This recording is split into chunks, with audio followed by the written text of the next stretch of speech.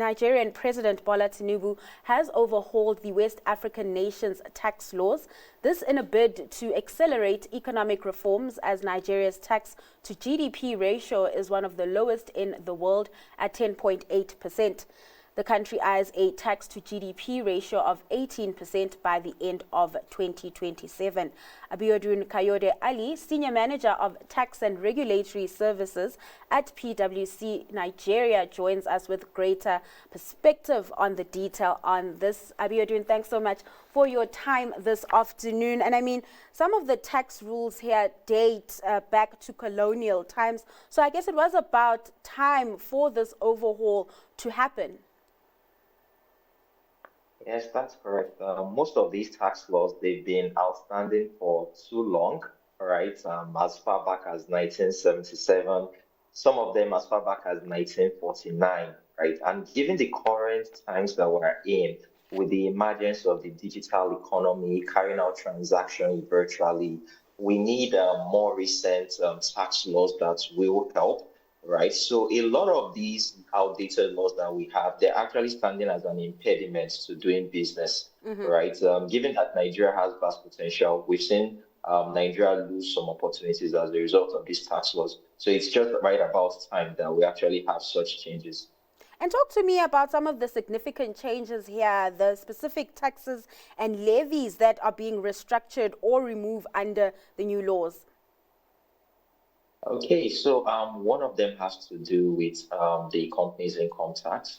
So the proposal initially was to reduce the rates. 30% is quite high from a company income tax perspective. The proposal was to reduce it to 25% over a space of 2 years, but this wasn't agreed by the National Assembly. Okay, then one other thing that we sought to do was to actually extend or and increase the threshold for which small companies will be taxable. So back then, if you were a small company, you would be required to pay income tax, right? But what this tax law seeks to do is to actually raise that threshold from about 25 million to 50 million, right? Increase it twice. So this simply means that a lot of businesses that are just starting and haven't fully matured, they won't have to pay taxes. And this also applies to registration for value-added taxes, right? So the value-added tax system is even one area that has been very controversial, and I'm sure you'd have been seeing it in the news a lot. Yeah. So we have instances where a lot of small businesses, they actually pay VAT. So a lot more items being consumed by the poor and the average are now being exempted, right, or zero rated.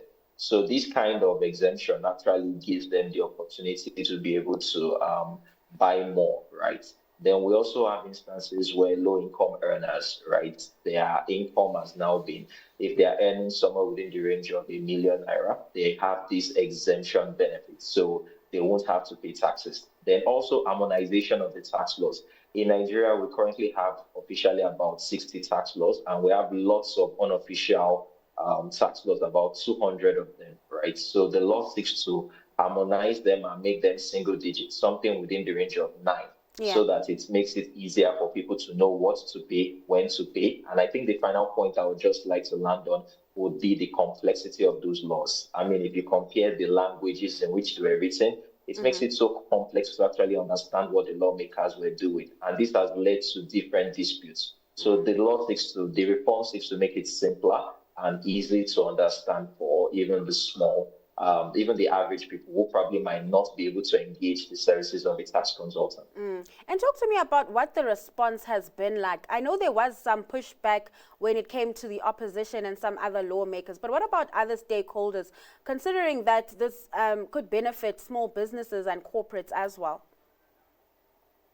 Yeah, there's actually been a lot of positive feedback. I think most of the concerns we had to do especially with VAT at the government level, and the concern was actually from how VAT would be distributed and how the share. So in Nigeria, for instance, VAT is being distributed to the state governments, the local governments, and the federal government keeps a certain percentage. So the federal government keeps about 15%, the states keep about 50%, then the local governments keep about 35%, right? So there's been concerns on how each state would get what is being collected, because there is also another formula for sharing into these states, right? Based on derivation, based on population, right? So and based on landmass, right? So if you look at the way it was going to be shared, a lot of states had concerns, wanted to protect their interests, right? And didn't want a situation whereby they would lose most of the benefits that were obtained from their own states. So I think that was where most of the concerns were.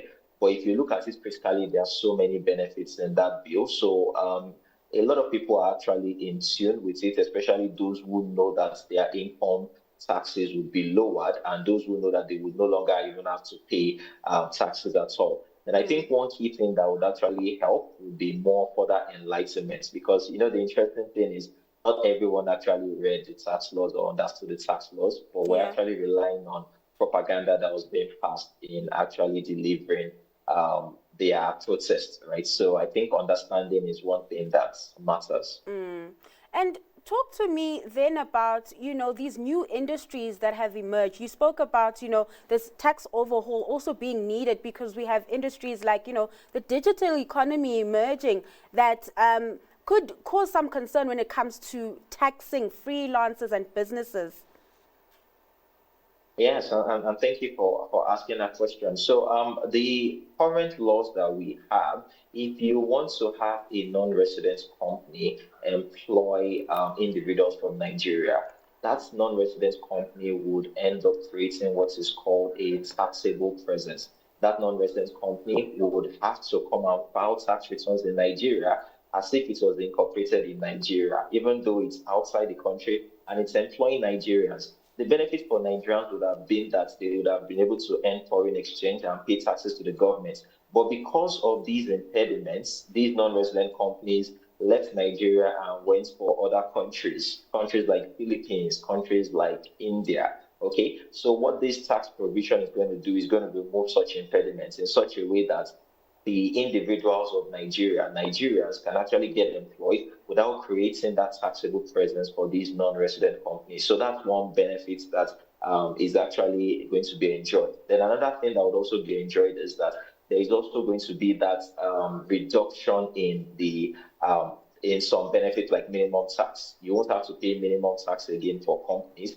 There are only instances where minimum tax would come in, and those instances is actually in alignment with what we have by the OECD, the Organization for Economic Cooperation and Development, the global minimum tax. So to ensure that Nigeria also doesn't lose out, there is a provision there that says that if you are part of a multinational entity and you are paying less than 15% effective tax rate, you would have to top it up to ensure that you pay the actual 15%. That provision is what is obtainable in the OECD global minimum tax framework. So Nigeria is simply adopting it to ensure it doesn't lose out. So these are some of the adjustments that are being made from a global standpoint. And Abiodun, before I let you go, there also seems to be a consolidation of revenue agencies, with the Nigerian Revenue Services now tasked at handling all collections and levies. Talk to me about that, and is this just, feeding into the government wanting to make that process simpler? Yes, that's correct. The government is trying as much as it can to make the process seamless. So in Nigeria, we have lots of state actors and non-state actors collecting different levies, different taxes, right? Even though at the end of the day, it doesn't end up in government coffers. So what the government is trying to do is to create a single tax administration system, something similar to what you have in South Africa, the South Africa Revenue System, as well authority, as well as that of Kenya, the Kenyan Revenue Authority, the Ghanaian Revenue Authority. Yes, and to ensure that monies are collected through a single point for a purpose of efficiency. Also, the Nigerian Revenue Service would be able to leverage on its experience to also support any subnational revenue authority, right? So it's just a way of plugging loopholes and ensuring we no longer have leakage, which we've actually seen a lot of times in Nigeria. Abiodun, thanks so much for your time and sharing those insights. That was Abiodun Kayode-Alli, Senior Manager of Tax and Regulatory Services at PwC Nigeria.